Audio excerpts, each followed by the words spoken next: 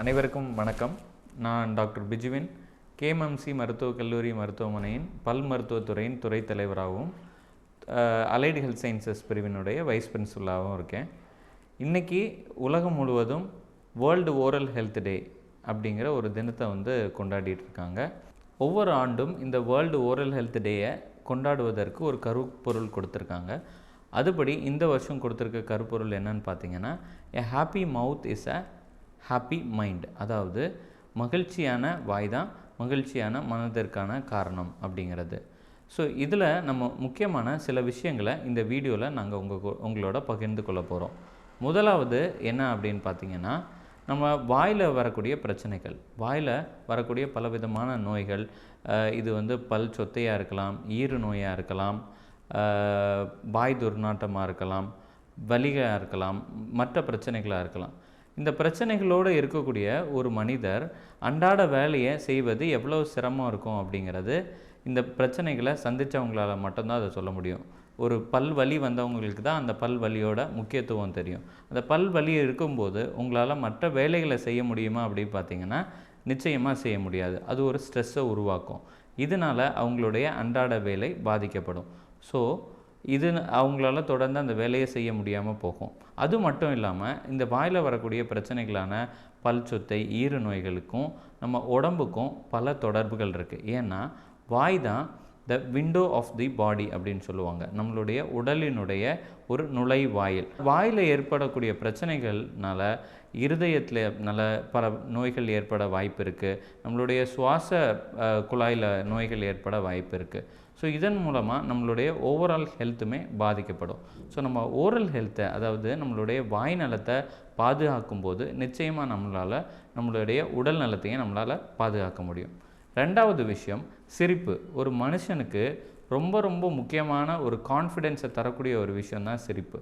ஒரு நல்ல மலர்ந்த ஒரு சிரித்த முகத்தை பார்த்தா யாருக்கும் சந்தோஷமாக இருக்கும், அவங்க கூட பேசணும் அப்படிங்கிற ஒரு தோணும். அது மட்டும் இல்லாமல் அவங்களுடைய வாழ்க்கையுமே ஒரு சிறந்த நிலையில் இருக்கும்.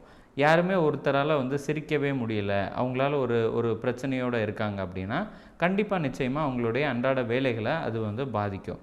நீங்கள் சிரிக்கிறது மூலமாக உங்களுடைய உடம்பில் என்டார்ஃபின், டோப்பமைன் போன்ற கெமிக்கல்ஸ், அதாவது இந்த கெமிக்கல்ஸ் தான் உங்களுடைய மகிழ்ச்சியை பிரெயினுக்கு ட்ரிகர் பண்ணக்கூடிய ஒரு கெமிக்கல்ஸ். இந்த கெமிக்கல்ஸ் சுரப்பதன் மூலமாக உங்களுடைய பாடியும் அந்த மகிழ்ச்சியை ஃபீல் பண்ண முடியும்.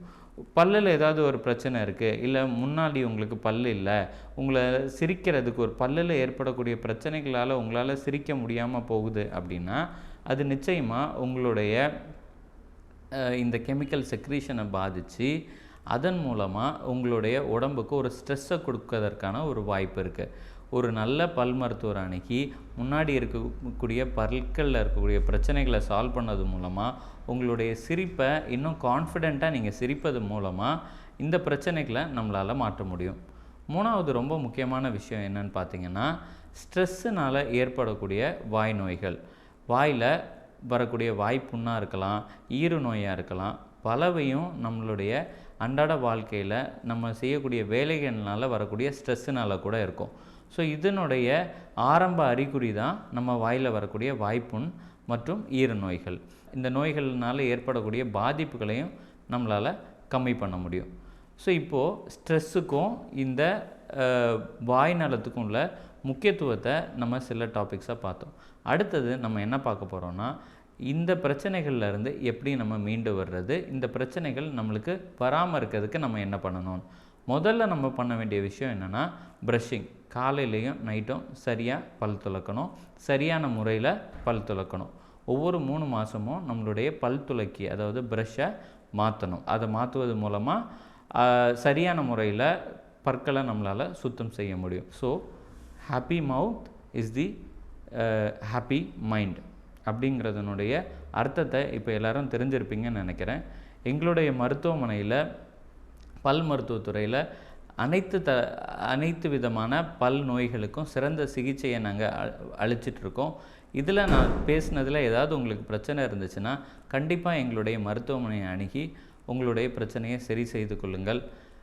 Wish you all a very happy oral health day. Thank you.